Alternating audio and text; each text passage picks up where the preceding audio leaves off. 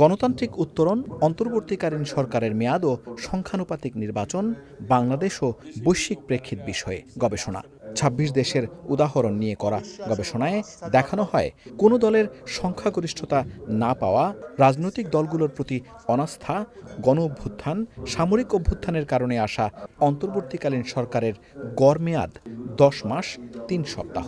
বর্তমান সরকার যে যাবেন, তারা যে কাজকর্মগুলো করেছেন, আগামী সরকার সেইগুলোকে সম্পূর্ণভাবে বৈধতা দিবে কি না, এই বিষয় কিন্তু এখনও সামনে রয়ে গেছে, বিশেষ করে সংস্কার এবং ইত্যাদির বিষয়ে।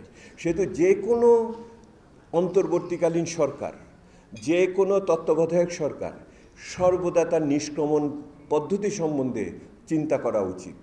এই সরকারকেও সেটা করার সময় এসে গেছে, এক্সিট পলিসি চিন্তা করার সময় এসেছে, এবং একই রকমভাবে এটাকে যেটা করলে ডিউটি কমপ্লিশনের রিপোর্ট দেওয়ার সময় হয়ে গেছে।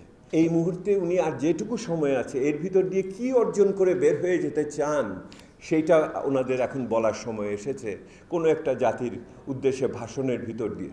এটা শুধু নির্বাচনের তারিখ নিয়ে আমরা যে চিন্তিত সেটা না, কি কি আকাঙ্ক্ষা নিয়ে এই সরকারকে আমরা নিয়ে এসেছিলাম সেইটা সমাপনের ক্ষেত্রে কি কি করে যাচ্ছেন এবং কি কি আগামী সরকারের জন্য রেখে যাচ্ছেন, এই স্বচ্ছ বক্তব্য এটা এক্সিট টাস্ক আমরা রিপোর্ট যেটাকে বলি করার একটা সময় এসে গেছে। আমি মনে করি অনেক বেশি সময় দিয়ে দেওয়া হয়েছে এই সরকারকে। বাংলাদেশের পার্সপেক্টিভ আর অন্য দেশের পার্সপেক্টিভ এক না।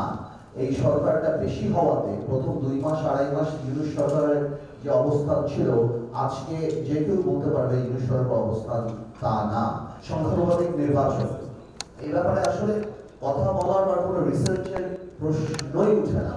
অন্তর্পক্ষে অন্তর্বর্তীকালীন সরকারের এই কারণে উঠে না, কারণ এটার আন্ডারলাইন একটা ইল মোটিভ আছে, এবং সেই মোটিভটা হলো এই সরকারের মেয়াদকে বাড়ানো।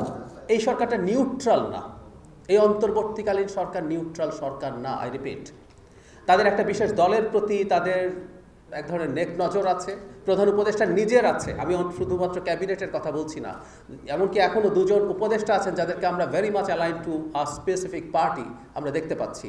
শুধু সেটাই না, প্রধান উপদেষ্টার এমন মন্তব্য আছে যেটা বিএনপির প্রতি খুবই নেগেটিভ অ্যাটিটিউড তার আছে, সেটা প্রকাশ করে।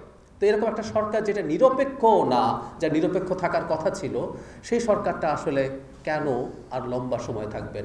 আরেকটা কথা বলে শেষ করি। কেউ কেউ বলেন যে আইন শৃঙ্খলার এই অবস্থায় কীভাবে নির্বাচন হবে, আরও সময় চাই।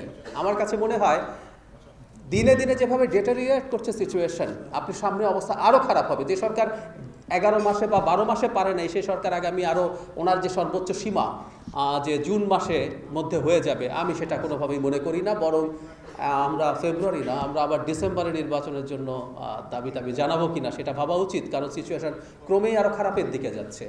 বান্ডেল থাকলে প্রতি সেনমানিতে টাকা বাঁচবে। বিকাশ সেনমানি বান্ডেল কিনে জিতুন প্রতি লেনদেনে।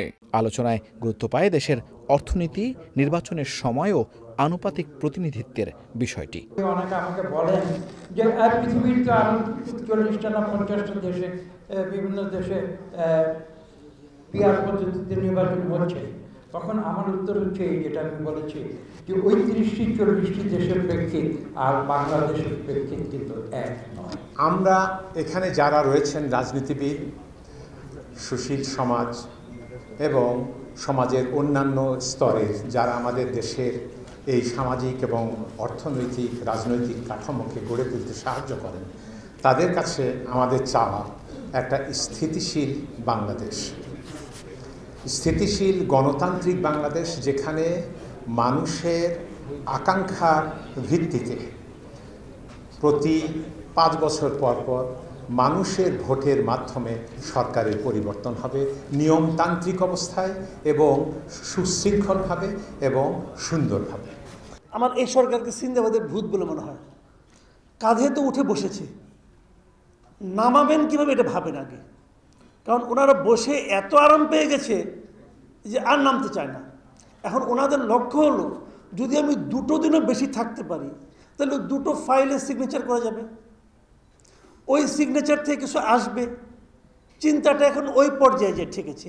মব ভায়োলেন্স ও খুনের উদাহরণ টেনে বাংলাদেশ প্রসঙ্গে গবেষণায় বলা হয়, দেশের অর্থনৈতিক, সামাজিক এবং আইন শৃঙ্খলা পরিস্থিতির অবনতি হয়েছে। পান্থর রহমান, চ্যানেল আই, ঢাকা।